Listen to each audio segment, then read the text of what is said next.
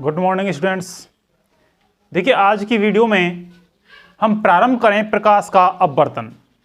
आज की इस वीडियो में प्रकाश का अपवर्तन, अपवर्तन के उदाहरण, अपवर्तन का कारण, अपवर्तन के नियम और इन अपवर्तन के नियमों का प्रायोगिक सत्यापन, इन 4 पॉइंटों का अपन यहां पर अध्ययन कर रहे हैं। सबसे पहले मैं यहां पर ले रहा हूं प्रकाश का अपवर्तन। पिछली वीडियो में हमारा दर्पण वाला पॉइंट खत्म हुआ था। तो सबसे पहले बात आती है कि प्रकाश का अपवर्तन क्या होता है। देखिए, हमारे दैनिक जीवन में कुछ घटनाएं ऐसी होती हैं, उन घटनाओं में हमारे लिए प्रकाश का अपवर्तन देखने को मिलता है, लेकिन सामान्य रूप में हम उनको समझ नहीं पाते हैं कि ऐसा क्यों हो रहा है। अब सामान्य जीवन में प्रकाश के अपवर्तन के ऐसे कौन कौन से उदाहरण देखने को मिलते हैं, जैसे कि यदि हम किसी पात्र में पानी भरें और पानी भर करके उस पात्र में एक पेंसिल यदि हम डुबा दें तो हमें वो पेंसिल नीचे से मुड़ी हुई या हल्की सी ऊपर उठी हुई दिखाई देती है। इसके पीछे मुख्य कारण किसका होता है? प्रकाश का अपवर्तन होता है। एक दूसरा उदाहरण आता है इसमें कि पात्र के पेंदे में रखा हुआ सिक्का जो होता है वो हमें थोड़ा ऊपर उठा हुआ दिखाई देता है। प्रयोग करें अपन एक कि अपन क्या करें कि एक पात्र लें। हमने कोई एक पात्र लिया,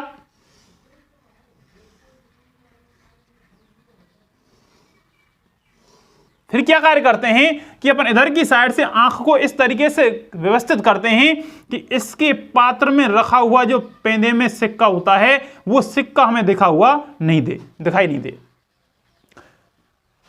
इस सिक्के को इधर से इस तरीके से व्यवस्थित करते हैं कि हमें यहां से देखने पर यह सिक्का दिखाई नहीं दे। अब क्या कार्य करते हैं कि इस पात्र में हम धीरे धीरे पानी भरते हैं। अब इस पात्र में हम क्या भरते हैं? पानी भरते हैं। जैसे ही पानी भरते हैं तो पानी के भरने के पश्चात हमें यह सिक्का दिखाई देना प्रारंभ हो जाता है। अब यह सिक्का दिखाई देना प्रारंभ क्यों हो जाता है? इसका मुख्य कारण क्या है? इसका मुख्य कारण यह है कि वस्तु से चलने वाली जो प्रकाश की किरणें होती हैं, वस्तु से चलने वाली जो प्रकाश की किरणें होती हैं, अर्थात जो प्रकाश की किरणें वस्तु से चल करके हमारे नेत्र तक पहुंचती हैं, वो प्रकाश की किरणें हमें दूसरी दिशा से आती ही प्रतीत होती हैं। अर्थात जब ये प्रकाश की किरणें इस सघन माध्यम से, क्योंकि इसमें क्या भरा हुआ है? पानी भरा हुआ है, और पानी का माध्यम कौन सा होगा? वायु की अपेक्षा सघन माध्यम होगा। अर्थात जब इस सघन माध्यम से प्रकाश की किरणें इस विरल माध्यम में आती हैं तो विरल माध्यम में आने पर इस प्रकाश की किरण का अपवर्तन होता है, अर्थात यह अपने मूल मार्ग से विचलित हो जाती है। और जब प्रकाश का अपवर्तन यहां पर होता है इस प्रकाश की किरण का, तो हमें यह सिक्का यहां की अपेक्षा इधर दिखाई देना प्रारंभ हो जाता है। पहले हमें सिक्का दिखाई नहीं दे रहा था, लेकिन जैसे ही पानी भरते हैं तो प्रकाश के अपवर्तन की घटना के कारण यह सिक्का हमें दिखाई देना प्रारंभ कर देता है। वही कॉन्सेप्ट अपन यहां पर क्लियर करते हैं पानी में डूबी पेंसिल का मुड़ा हुआ दिखाई देना या ऊपर उठी हुई दिखाई देना। यदि इसका अपन उत्तर देखते हैं तो वही उत्तर इसका निकल के आता है। क्या आता है? प्रकाश के अपवर्तन की घटना। तो सबसे पहले अपन यहां पर अध्ययन करें कि प्रकाश का अपवर्तन किसे कहते हैं। रिफ्लेक्शन ऑफ लाइट, प्रकाश का अपवर्तन किसे कहते हैं? देखिए, जब कोई प्रकाश की किरण, परिभाषा देते हैं अपन यहां पर कि जब कोई प्रकाश की किरण एक माध्यम से चलकर दूसरे माध्यम में प्रवेश करती है। चित्र ले रहा हूं मैं यहां पर इसका, देखिए,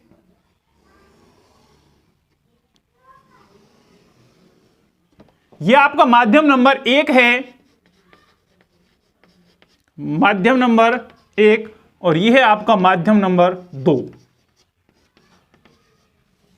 और यह है आपका पृथक्कारी तल।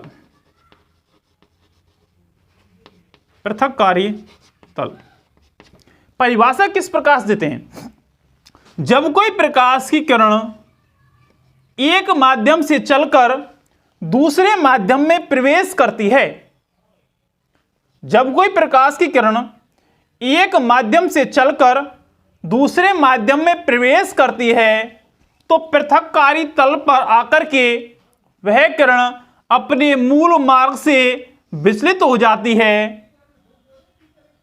अर्थात मूल मार्ग कौन सा था इसका? ये था सीधा, लेकिन मूल मार्ग से नहीं जाकर के इस मूल मार्ग से विचलित हो जाती है और इस घटना को ही प्रकाश का अपवर्तन कहते हैं। दोबारा देखें, जब कोई प्रकाश की किरण एक माध्यम से चलकर दूसरे माध्यम में प्रवेश करती है तो यह प्रकाश की किरण पृथक्कारी तल से अपने मूल मार्ग से विचलित हो जाती है और इस घटना को ही हम प्रकाश का अपवर्तन कहते हैं। जो किरण पृथक्कारी तल पर आकर के गिरती है इस किरण को आपतित किरण कहा जाता है। क्या कहते हैं दोस्तों? आपतित किरण। जो किरण माध्यम 2 में निकलती है अपवर्तित होकर के उसे हम अपवर्तित किरण कहते हैं। क्या कहते हैं? अपवर्तित किरण कहते हैं इसे।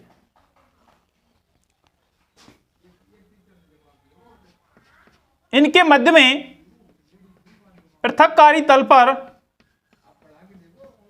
अभिलंब डालते हैं। क्या डालते हैं? अभिलंब डालते हैं। इस अभिलंब के साथ ये दोनों किरणें कोण बनाती हैं।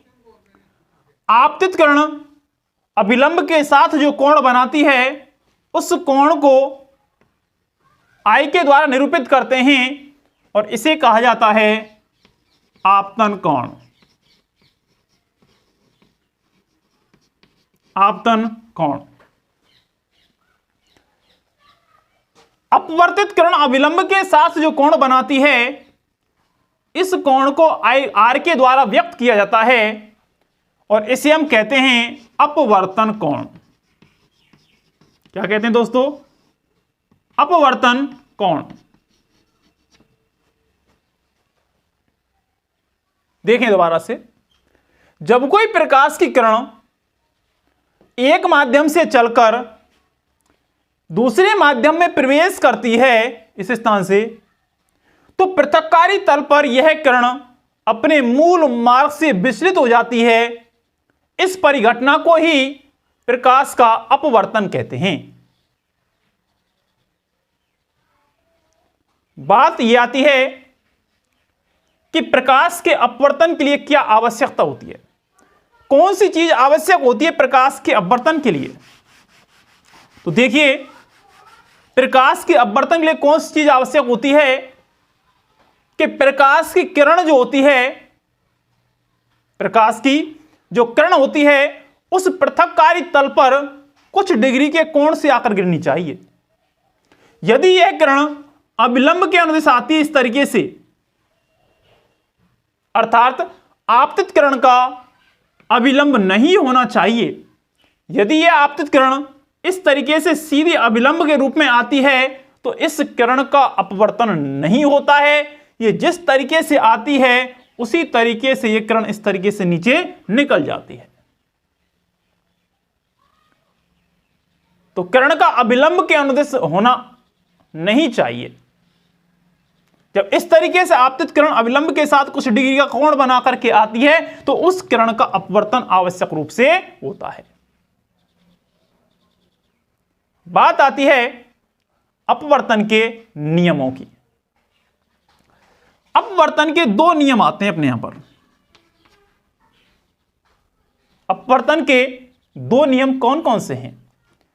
देखिए, वही प्रकाश के परावर्तन की तरह 2 नियम हैं यहां पर। पहला नियम यह है कि देखिए, आपतित किरण है इसी बिंदु पर है, अपवर्तित किरण यहीं से निकल के जा रही है, अभिलंब भी इसी स्थान पर है। तो पहला नियम यही आता है कि आपतित किरण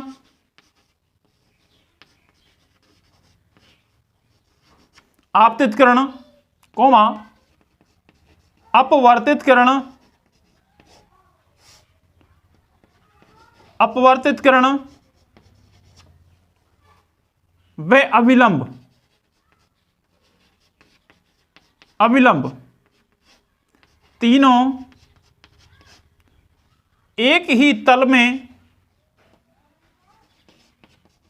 तीनों एक ही तल में स्थित होते हैं, तीनों एक ही तल में स्थित होते हैं।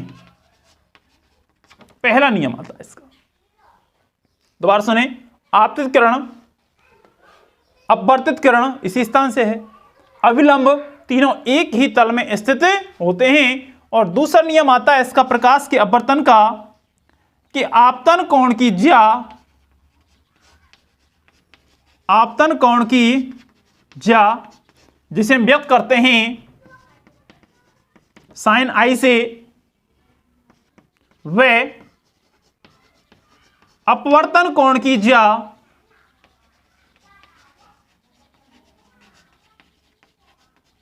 अपवर्तन कोण की ज्या को व्यक्त किया जाता है साइन आर से। आपतन कोण की ज्या साइन आई व अपवर्तन कोण की ज्या साइन आर का मान सदैव स्थिर रहता है, सदैव स्थिर रहता है। अर्थात लिखा जाता है इसको sine I upon sine R बराबर नियतांक या स्थिरांक। Sine I upon sine R बराबर नियतांक लिख सकते हैं, स्थिरांक लिख सकते हैं, और इसको अपन कहते हैं स्नेल का नियम। क्या कहते हैं इसको? स्नेल का नियम कहा जाता है, स्नेल का नियम। अर्थात जितने डिग्री का कोण यहां पर आपतित किरण और अभिलंब के मध्य बनता है, उतने ही डिग्री का कोण अपवर्तित किरण और अभिलंब के साथ यहां पर बनता है। ये हुई आपके अपवर्तन, अपवर्तन के नियम। बात आती है कि अपवर्तन क्यों होता है, अपवर्तन क्यों होता है, अपवर्तन का क्या कारण है? तो देखिए इसका सीधा सा उत्तर है यहां पर,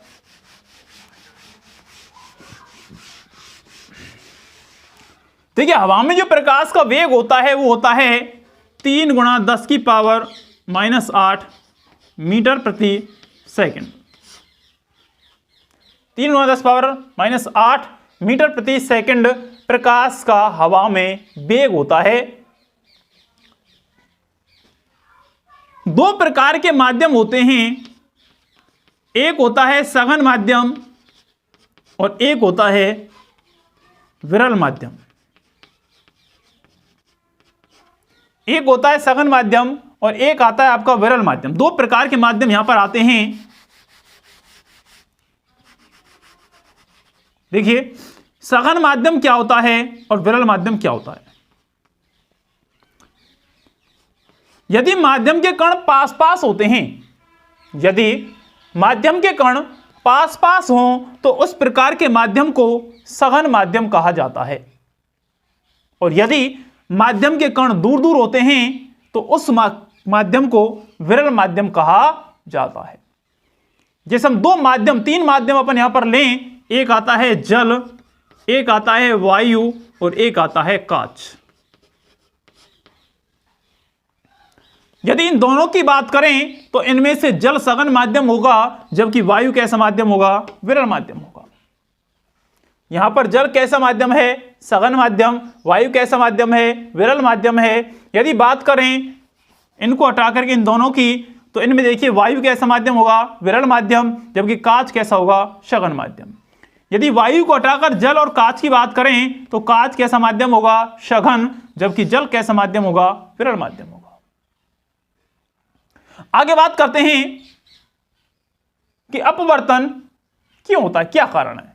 कि देखिए जब भी कोई प्रकाश की किरण एक माध्यम से दूसरे माध्यम में प्रवेश करती है, अब प्रकाश की किरण प्रवेश कहां से करेगी? प्रकाश की किरण प्रवेश करेगी कहां से? पृथक्कारी तल से। कहां से प्रवेश करेगी? पृथककारी तल से प्रवेश करती है। और जब पृथककारी तल से प्रवेश करती है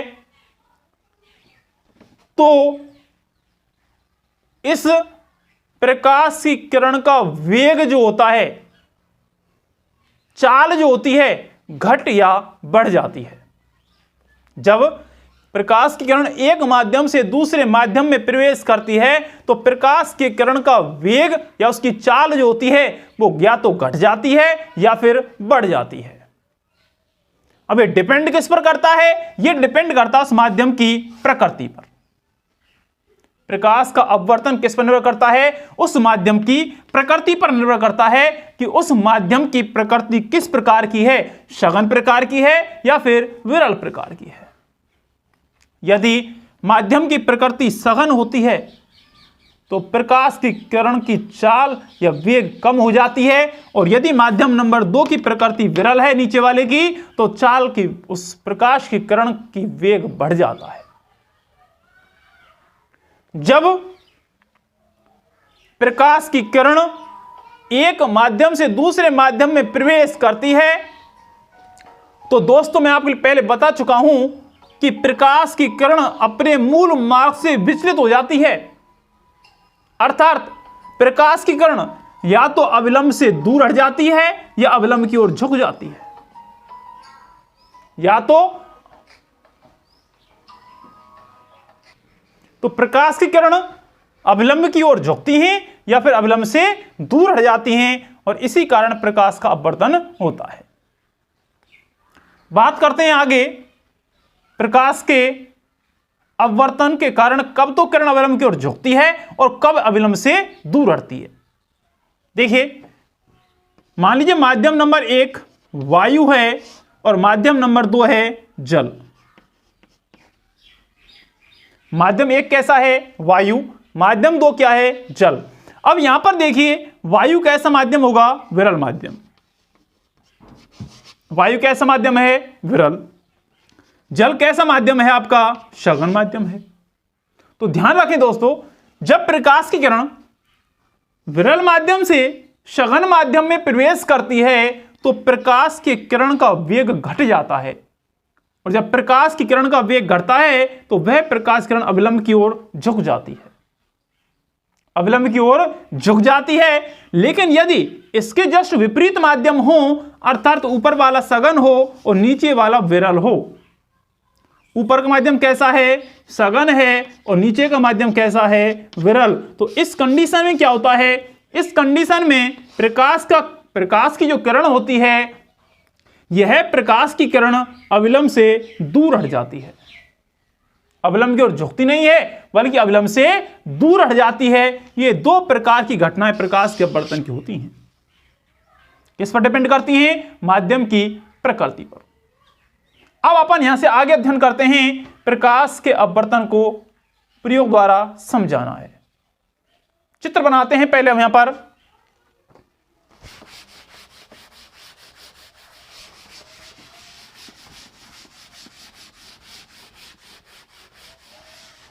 देखिए दोस्तों,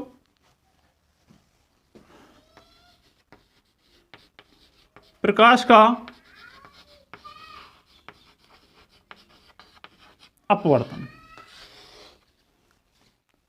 एक हम कांच की आयताकार स्लैब लेते हैं। मान लीजिए हमारे पास ये कांच की कोई आयताकार स्लैब है। इस पर या इसके नीचे हम एक सफेद कागज रखते हैं और रख करके हम इसको व्यक्त करते हैं PQRS से। आयताकार स्लैब को PQRS से व्यक्त करते हैं। पृष्ठ PQ पर कोई बिंदु O बनाते हैं इस तरीके से।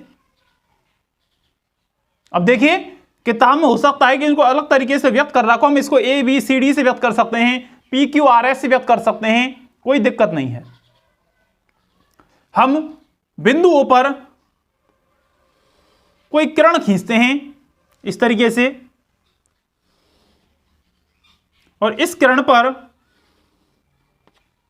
दो बिंदु अंकित करते हैं।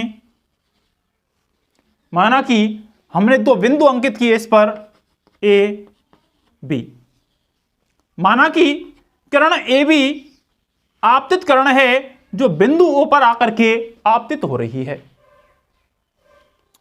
आगे क्या करते हैं, इसी रेखा के अनुदिश पृष्ठ आर एस पर एक दूसरी रेखा खींचते हैं, लेकिन ध्यान रहे कि वो रेखा इसी रेखा के अनुदिश होनी चाहिए। तो देखिए, इसी रेखा के अनुदिश हम यहां पर एक दूसरी रेखा खींचते हैं, अर्थात दो बिंदु बनाते हैं। एक को व्यक्त करते हैं सी से और एक को व्यक्त करते हैं हम डी से। इस तरीके से पृष्ठ आर एस पर जिस स्थान पर यह बिंदु मिल रहा है वहां पर अपन व्यक्त करते हैं ओ डैश से। यहां पर ओ है, यहां पर ओ डैश है। इसी रेखा के अनुदेश पृष्ठ पी क्यू के ऊपर यहां पर दो बिंदु बनाते हैं। एक को व्यक्त करते हैं ई से, एक को व्यक्त करते हैं एफ से, और इन दोनों को मिला देते हैं इस तरीके से। ध्यान रहे, ये हम पढ़ रहे हैं अभिलंब वाली किरण को, जो मैंने आपको अभी बताया था कि जब भी कोई किरण अभिलंब के रूप में आकर गिरती है तो उसका अपवर्तन नहीं होता है। ई एफ बिंदु के अनुदिश पृष्ठ आर एस पर दो बिंदु और बनाते हैं। यहां पर अपन इसी के अनुदिश जी एच, और इन दोनों को भी मिला देते हैं इस तरीके से। अब क्या कार्य करते हैं, अब बिंदु ओ पर या बिंदु ओ के अनुदेश एक लंब खींचते हैं N N dash, N N dash. इसी तरीके से बिंदु ओ डैश पर भी लंब डालते हैं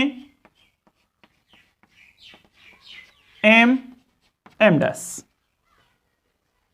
अब स्केल की सहायता से बिंदु ओ और ओ डैश को, बिंदु ओ व ओ डैश को मिला देते हैं।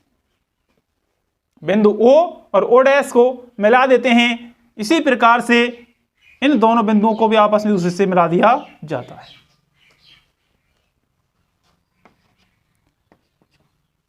यहां पर देखने और सुनने योग्य बात है। यहां पर, यहां से आगे, यहां पर किरण ए बी आपतित किरण है। कैसी किरण है? आपतित किरण है। इसके अनुदिश किरण ओ से जो ओ डैश की तरफ जा रही है, यह आपकी अपवर्तित किरण है। कौन सी किरण है? अपवर्तित किरण है।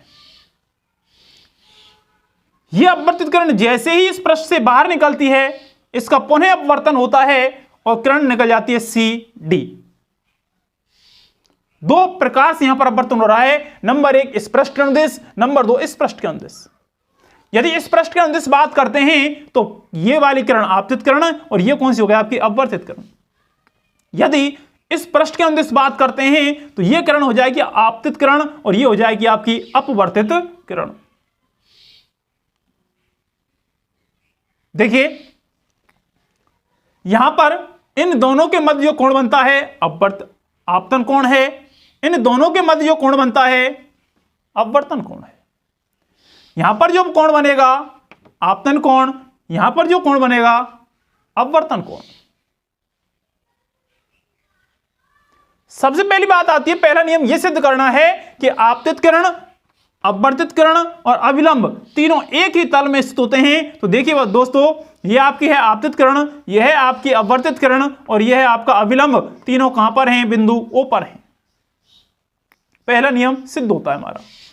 यहां पर देखें, यह आपका आपतन कोण आपतित किरण है, यह आपकी अपवर्तित किरण है, और यह आपका अभिलंब है। तो यहां पर आपकी दूसरी चीज भी क्लियर होती है। तो ध्यान रखें, पहला नियम, आपतित किरण, अपवर्तित किरण और अभिलंब तीनों एक ही तल में स्थित होते हैं। और दूसरी बात आती है कि आपतन कोण की ज्या साइन आई और अपवर्तन कोण की ज्या साइन आर। ये आपतन कोण की ज्या, ये आपकी अपवर्तन कोण की ज्या। का मान हमेशा नियत होता है या नियतांक रहता है। और इस नियम को हम क्या कहते हैं? स्नेल का नियम कहा जाता है। क्या कहते हैं इसको? स्नेल का नियम कहते हैं। यह आपका माध्यम नंबर 1 है, यह आपका माध्यम नंबर 2 है। यदि इस प्रश्न की भांति का बात करें तो यह आपका माध्यम 1 हो जाएगा, यह आपका माध्यम नंबर 2 हो जाएगा। और माध्यम 2 का माध्यम 1 के सापेक्ष अपवर्तनांक होता है। अपवर्तनांक को व्यक्त करते हैं μ21 से। μ21 बराबर माध्यम 2 में प्रकाश का वेग बटे माध्यम 1 में प्रकाश का वेग। प्रकाश का वेग माध्यम 2 में प्रकाश का वेग बटे माध्यम 1 में प्रकाश का वेग। अब इस माध्यम 2 और माध्यम 1 के स्थान पर कोई सा माध्यम आपको दे सकता है। वायु दे सकता है, कांच दे सकता है, जल दे सकता है। कोई सा भी प्रकाश की किरण के अपवर्तन के लिए आपके लिए यहां पर माध्यम दिए जा सकते हैं। मुख्तः यहां पर 3 ही माध्यम काम में आते हैं, वायु, जल और कांच।